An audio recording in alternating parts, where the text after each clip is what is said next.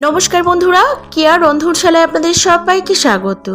আজ আমি আমার বাবাকে সাথে নিয়ে চলে এসেছি আমার মায়ের স্পেশাল তেলের পিঠের রেসিপি শেয়ার করতে।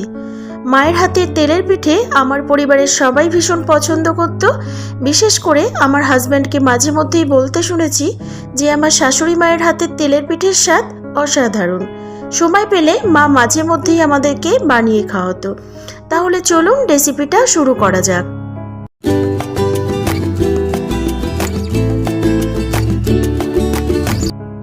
এই যে আমার বাবা আসছে আমাকে হেল্প করার জন্য। বাবার বছরখানেক আগে পায়ে একটা মেজর সার্জারি হয়েছে। বাবা অনেক দিন ভীষণ অসুস্থ ছিল। খুব ইচ্ছে ছিল মাকে দিয়ে রেসিপিটা বানাবো, মা সেই সুযোগটা আমায় দিল না। বাবা, মা যখন তেলের পিঠে বানাতো কি কি দিয়ে বানাতো তোমার মনে আছে? বলো একটু, আজকে আমি বানাবো মায়ের রেসিপি। আটা, ময়দা, সুজি, গুড় আর একটু চালের গুঁড়ো দিত। গুড়টা শক্ত থাকলে গালিয়ে নিত, মানে একটু জাল করে নিত, তাই তো? আচ্ছা ঠিক আছে, আজকে তো মা নেই, আজকে আমি তোমাকে সাথে নিয়ে মায়ের এই রেসিপিটা বানাচ্ছি, ঠিক আছে? হ্যাঁ, তুমি আমাকে একটু বলে বলে দিও, বলে দেবে। হ্যাঁ, পরিমাণটা আমি করে নিচ্ছি, নিজের মতো করে নিচ্ছি।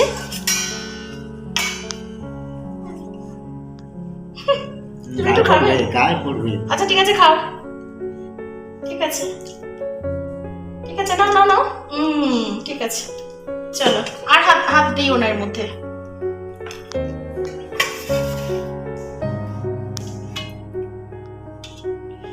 প্রথমে আমি এক বাটি আটা নিলাম,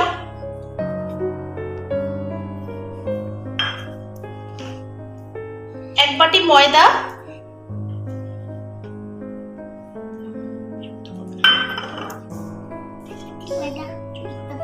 হাফ বাটি সুজি,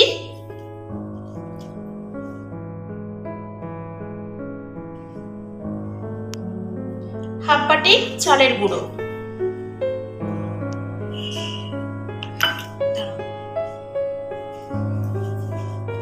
আর পরিমাণ মতো লবণ।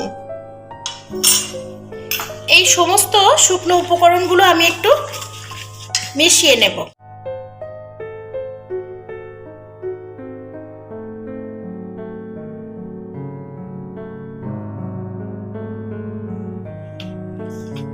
এবারে যে গুড়টা জাল করে রেখেছিলাম ওই গুড়টা দিয়ে দিলাম।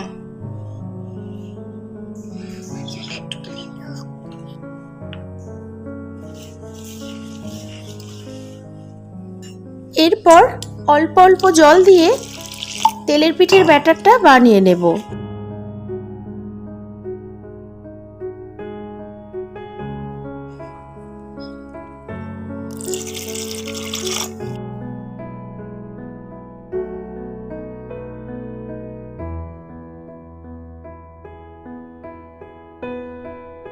সবশেষে একটু আদার রস দিয়ে খুব ভালো করে মিশিয়ে নেব।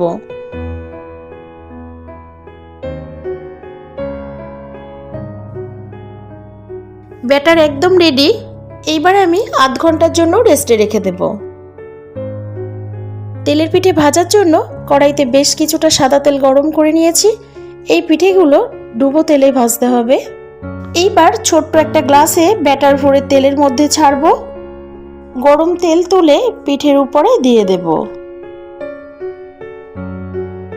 এইভাবেই বাকি পিঠেগুলো ভেজে নেব। এখানে সমস্ত পিঠেগুলো ভাজা হয়ে গেছে। দেখতেই পাচ্ছেন খুব সুন্দর দেখাচ্ছে, চারিদিকটা পুরো ফুলের মতো দেখাচ্ছে। এই পিঠেটা খেজুরের গুড় দিয়ে বানালে টেস্ট ভীষণই ভালো হয়। আমি একটা পিঠে কেটে দেখিয়ে দিচ্ছি কতটা সফট হয়েছে।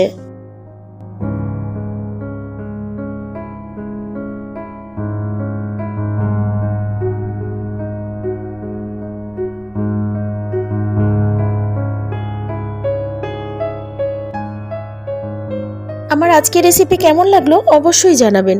ভালো লাগলে এই শীতকালেই বাড়িতে একবার ট্রাই করে দেখবেন। আর আমার চ্যানেল সাবস্ক্রাইব করে পাশে থাকা বেল আইকন প্রেস করে অল নোটিফিকেশন অন করে দেবেন, যাতে নতুন কোনো ভিডিও আপলোড দিলে নোটিফিকেশন খুব সহজেই আপনাদের কাছে পৌঁছে যায়। বাবাকে সাথে নিয়ে মাঝে মধ্যেই ফিরে আসব। সবাই ভালো থাকবেন, ধন্যবাদ।